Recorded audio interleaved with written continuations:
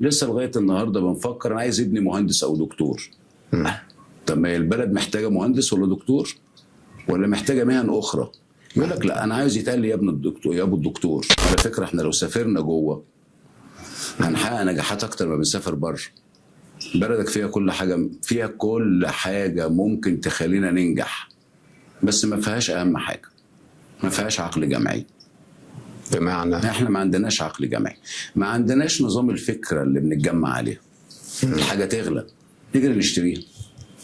ما عندناش عقل جمعي يوجهنا ويخلينا اللي يغلى علينا نتركه، واللي يستعلى علينا ما نبصلوش، واللي محتاجينه نصنعه وننسق نفسينا. لسه لغايه النهارده بنفكر انا عايز ابني مهندس او دكتور.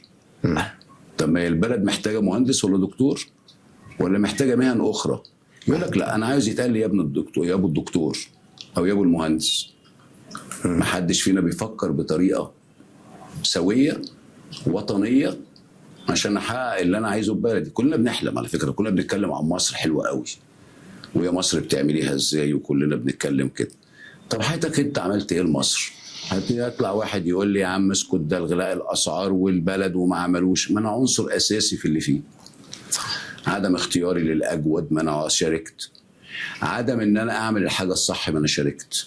لما برمي الزباله في الشارع ما انا شاركت. لما بسرق تيار كهربي ما انا شاركت. لما باخد مكان حد تاني ما انا شاركت. لما غشيت في الامتحان ما انا شاركت. ما لما استخدمت الواسطه ما انا شاركت. من الغريب ان يبقى مجموعه قاعده تهدم في بيت وفي الاخر بيقول لك هو البيت ده مهمل ليه كده؟